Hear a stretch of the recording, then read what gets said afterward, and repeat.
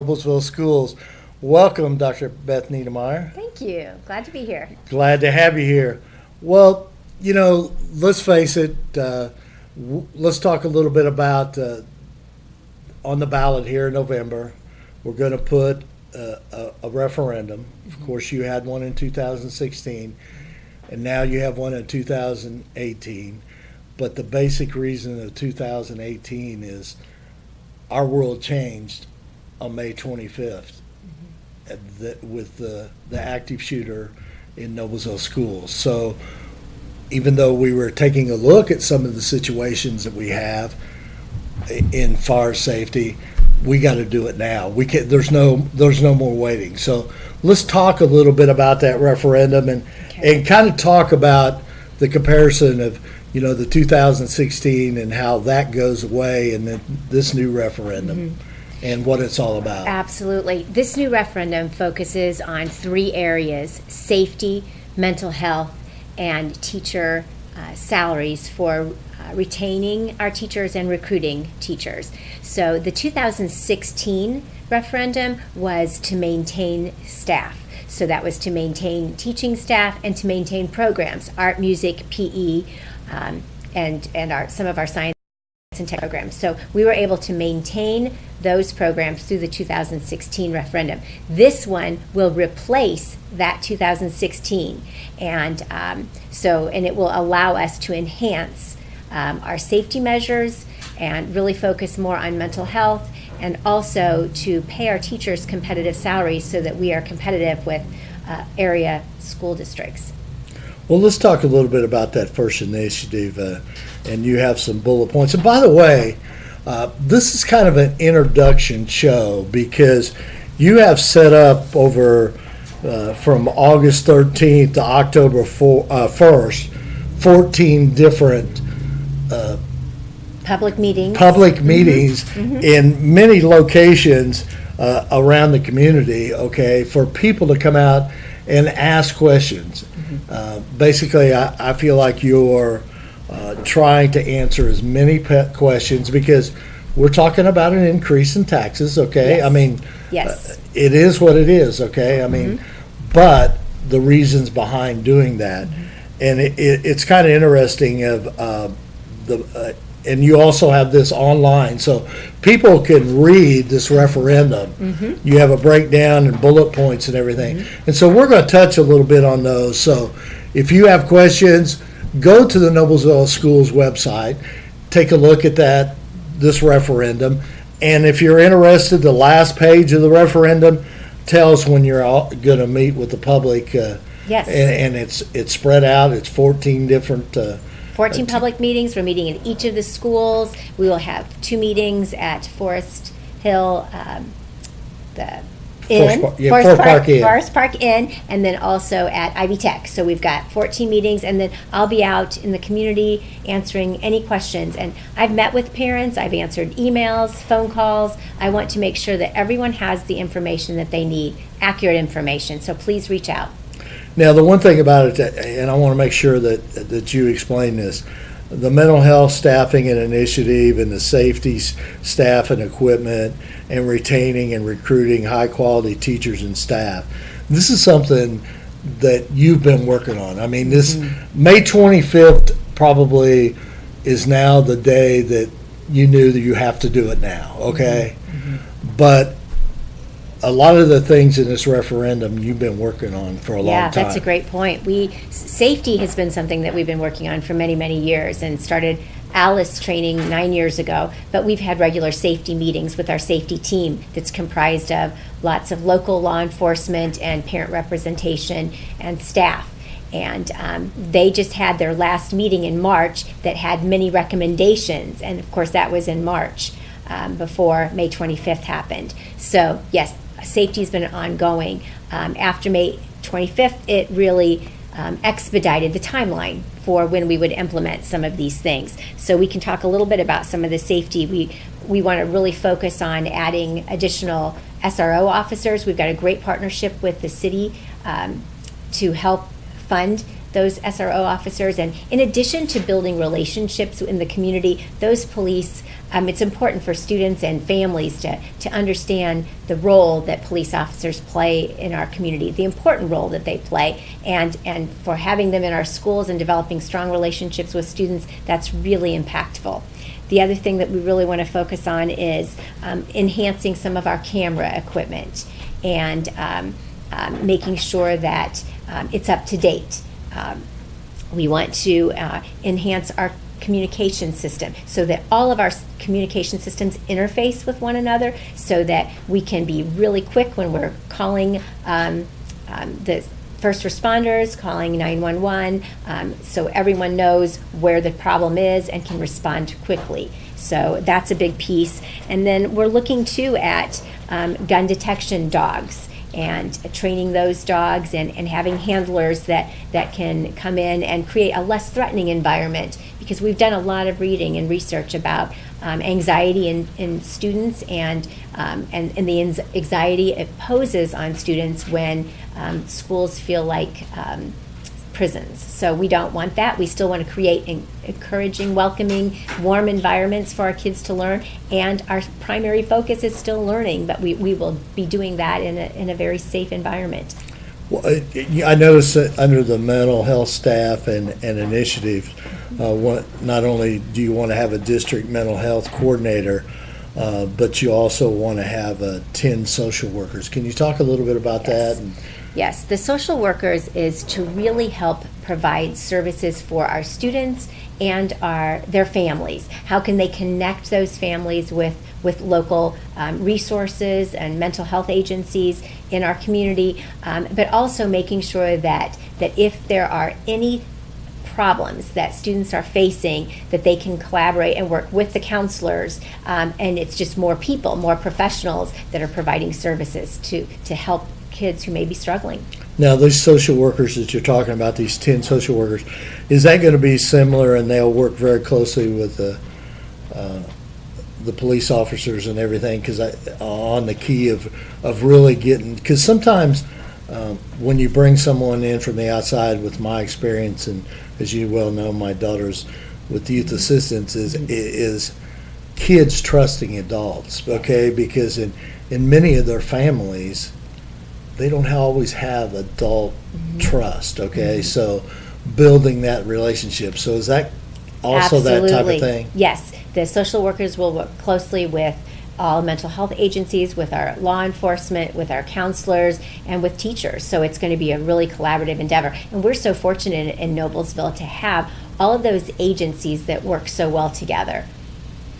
Well, let's talk a little bit about how about the safety staff and some of the equipment. So what are some of those things that you're, I know you mentioned about the coordination, but the situation of trying to keep it non-invasive, because like you said, you don't want our students to feel like they're incarcerated, right, going to school. Okay? Right. I just think one of the things with the focus on the mental health and the safety is creating warm environments where students, as you mentioned, can have trusting relationships with adults and can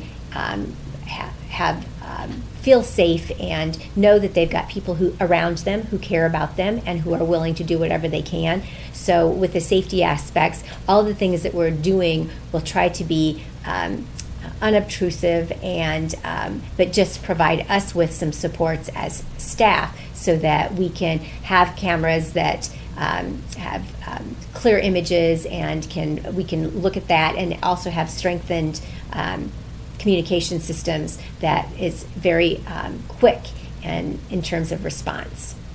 And some of the things that also talking about here, obviously when our kids leave the school every day, many of them get on buses, okay? There's some things that you're putting in place there. Yes.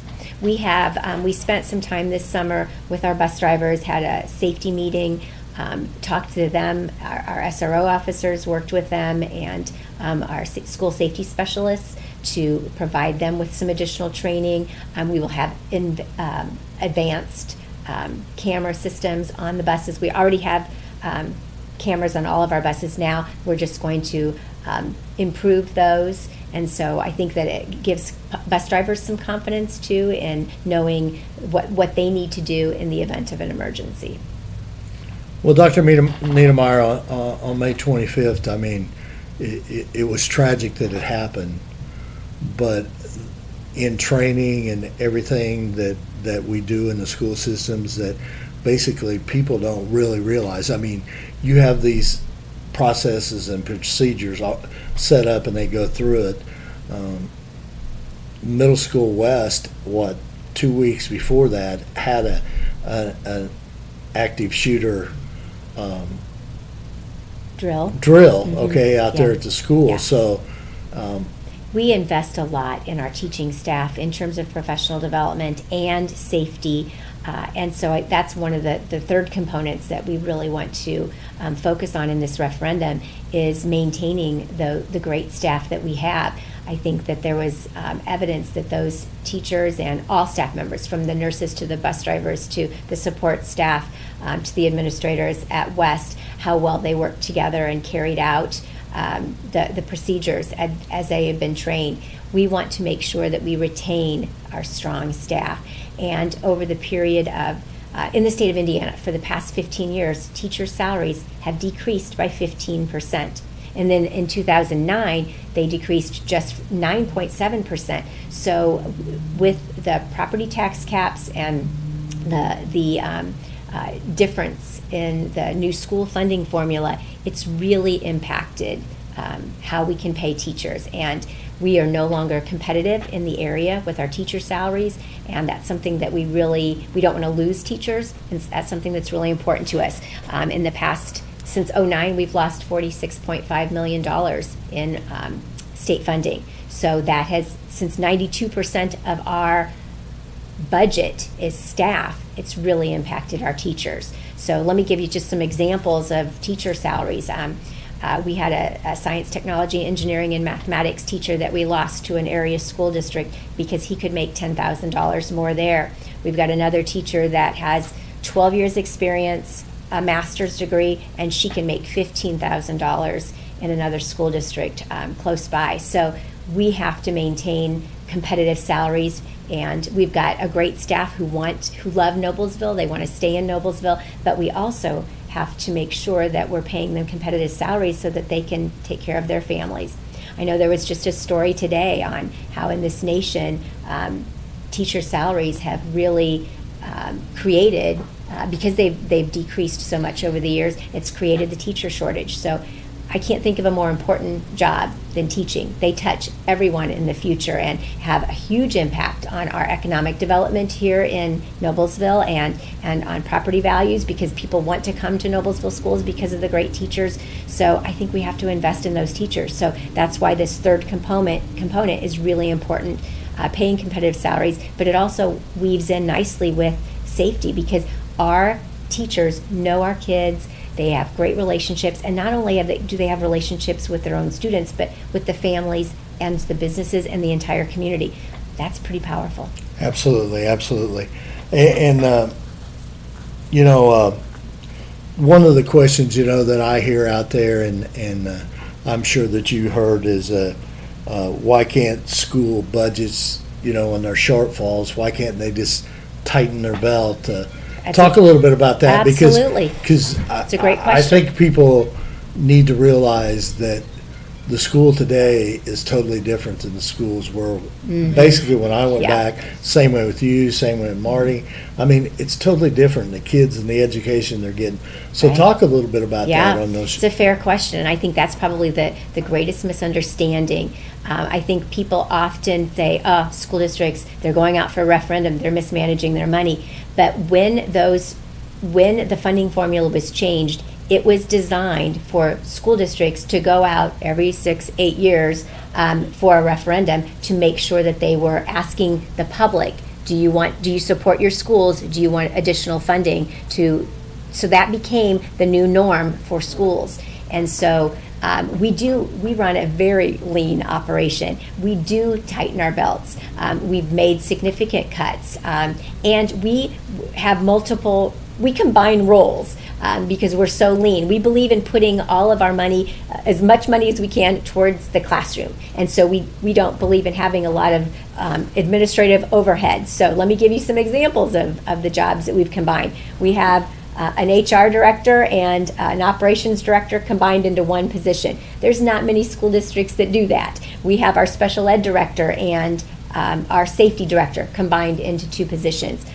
Myself and my CFO, we share secretaries. There's several of us that share secretaries, and because we want a lean operation. And so we have tightened our belts, and we that's one of the things that we did in 16. We were so fiscally conservative that we lowered the rate, and then unfortunately other school districts around us raised their rate, and now we have to come back to ask for more money.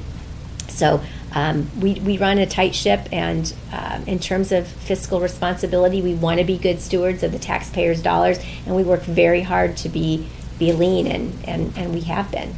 Can we talk a little bit about, in 16, what I don't have the numbers in front of me, but it amounted to what, 15 cents per $100? In 2016, it was, we were asking for $6 million a year, and so then this year, what we're asking for we'll eliminate the 2016 and have the 2018. And we looked at a median home at $206,000. It comes out to $15 a month or 50 cents a day. That's what we're asking for. And there is a tax calculator on the MillerYes.org website. That is the PAC website. And that tax calculator you can put in if you are a commercial property or a residential property. You can choose one of those, and then you can put in the value of your business or your home, and you can see what your property taxes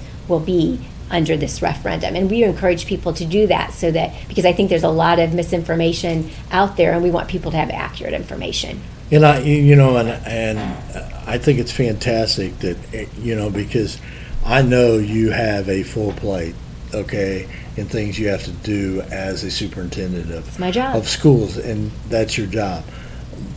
This probably was not in your job description when you signed up for this job, but it's just part of It's the new norm. It's what educators do. It Okay, is. It is. When you're so passionate about your job or what you do, so. And as you can see on this list here, if you go to the website and check out those public meetings, none of those are during the school period. They are at 7 o'clock at night. So, Dr. Niedermeyer, you and your staff are taking out a time out because it's important to you. It's important. It's important to this entire community. Yeah. So strong schools make strong communities, and so I'm very committed to this. And like I said, I will be out every night between now and November 6th to talk about this and answer any question. There's no question that I won't answer about this. Well, that's wonderful, and like we said at the beginning here, this show was just put together for us to basically, talk about different things and different ideas to let the people know about where you could go on that Noblesville Schools website. There's a lot of information on there. I'm sure that there's an email there that you could possibly send emails to Yes, you and everything, because absolutely. everybody's emails are on there to ask these questions ahead of time, or if you can't make it to these meetings. But if you're What was that website? Noblesville Yes? MillerYes.org. So that's MillerYes.org is where you can get all this information. Thank you, Jen.